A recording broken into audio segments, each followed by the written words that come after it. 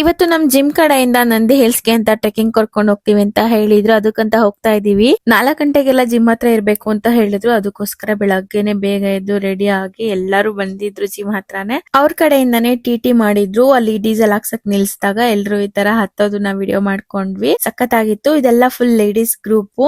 ಎಲ್ರಿಗೂ ಅವ್ರವ್ರ own vehicle ಬರೋದಕ್ಕೆ ಹೇಳಿದ್ರು. ಲೇಡೀಸ್ ಹೋಗಕ್ ಕಷ್ಟ ಅಂತ ಹೇಳ್ಬಿಟ್ಟು ನಮ್ಗೆ ಟಿಟಿನ ಮಾಡಿದ್ರು. ಮಿಕ್ದವ್ರೆಲ್ಲಾನು 2 ವೀಲರ್ ಅಲ್ಲೇ ಅಲ್ಲಿಗೆ ಡೈರೆಕ್ಟ್ ಬಂದಿದ್ರು. ಹೋಗ್ತಾ ಚೆನ್ನಾಗಿ ಡ್ಯಾನ್ಸ್ ಎಲ್ಲ ಆಡ್ಕೊಂಡು ಹೋದ್ವಿ. ಚೆನ್ನಾಗಿತ್ತು. ಫ್ರೆಶ್ ಮೂಡ್ ಅಲ್ಲಿ ಇದ್ವಲ್ಲ ಅಂತ ಹೇಳ್ಬಿಟ್ಟು ಚೆನ್ನಾಗಿ ಎಂಜಾಯ್ ಮಾಡಿದ್ವಿ. ನಾವಲ್ಲಿ ರೀಚ್ ಆಗೋ ಅಷ್ಟರಲ್ಲಿ 5:30 ಆಗಿತ್ತು. ಆಮೇಲೆ ಹತ್ತೋದಿಕ್ಕೆ ಸ್ಟಾರ್ಟ್ ಮಾಡಿದ್ವಿ. ಸ್ಟಾರ್ಟಿಂಗ್ ಒಂದ್ ಗ್ರೂಪ್ ಪಿಕ್ ತಗೊಂಡು ನಾನ್ ಅನ್ಕೊಂಡೆ ಒಂದ್ ಸ್ವಲ್ಪ ದೂರ ಇರುತ್ತೆ ಹತ್ತೋದು, ಅಷ್ಟೊಂದ್ ಕಷ್ಟ ಆಗಲ್ಲ ಅಂತ ಹೇಳ್ಬಿಟ್ಟು ಫಸ್ಟ್ ನಾನೇ ಹೋಗಿದ್ದು ಆಕ್ಚುಲಿ. ಆಮೇಲೆ ಫುಲ್ ಲಾಸ್ಟ್ ಗೆ ಹೋಗ್ಬಿಟ್ವಿ ನಾವು. ಯಾಕಂದ್ರೆ ತುಂಬಾ ಕಷ್ಟ ಆಯ್ತು ಹತ್ತೋದು. ನನ್ಗೆ ಟ್ರೆಕಿಂಗ್ ಎಲ್ಲ ಸ್ವಲ್ಪ ಕಷ್ಟನೇ. ಫ್ಲಾಟ್ ರೋಡ್ ಅಲ್ಲೆಲ್ಲ ನಡ್ಕೊಂಡು ಹೋಗು ಅಂದ್ರೆ ಹೋಗ್ಬಿಡ್ತೀನಿ. ಬಟ್ ಇದು ಹತ್ತೋದು ಇಳಿಯೋದು ಅಂದ್ರೆ ಸ್ವಲ್ಪ ಕಷ್ಟನೇ. ಅದಕ್ಕೆ ಸ್ವಲ್ಪ ನಿಧಾನ ಆದ್ರೂ ಪರವಾಗಿಲ್ಲ ಅಂತ ನಿಧಾನಕ್ಕೆ ಹೋದ್ವಿ. ಸ್ಟಾರ್ಟಿಂಗ್ ಎಲ್ಲ ಜೊತೆಲೆ ಹೋದ್ವಿ. ಆಮೇಲೆ ಎಲ್ಲ ಸ್ಪ್ಲಿಟ್ ಆಗ್ಬಿಟ್ಟಿದ್ರು. ಫುಲ್ ಟಾಪ್ ಅಲ್ಲಿ ಎಲ್ಲರೂ ಮೀಟ್ ಮಾಡಿದ್ವಿ. ಇನ್ನೊಂದ್ ಏನಂದ್ರೆ ನಾನ್ ನಂದಿ ಹಿಲ್ಸ್ ತುಂಬಾ ಸರಿ ಹೋಗಿದ್ದೀನಿ. ಬಟ್ ಇಲ್ಲಿ ಟ್ರೆಕ್ಕಿಂಗ್ ಇದೆ ಅಂತ ಇದೆ ಫಸ್ಟ್ ಟೈಮ್ ಗೊತ್ತಾಗಿದ್ದು. ಅದು ಇಷ್ಟು ದೂರ ಎಷ್ಟೊಂದ್ ಕಷ್ಟ ಯಪ್ಪ. ಹತ್ತಿದ್ದು ಚೆನ್ನಾಗಿತ್ತು ಎಕ್ಸ್ಪೀರಿಯನ್ಸ್. ನನ್ಗಂತೂ ಸಖತ್ ಕಷ್ಟ ಆಯ್ತು. ಬಟ್ ಆದ್ರೂ ಯಾಕಾದ್ರೂ ಬನ್ನು ಅಂತ ಅನ್ನಿಸ್ತಾ ಇತ್ತು.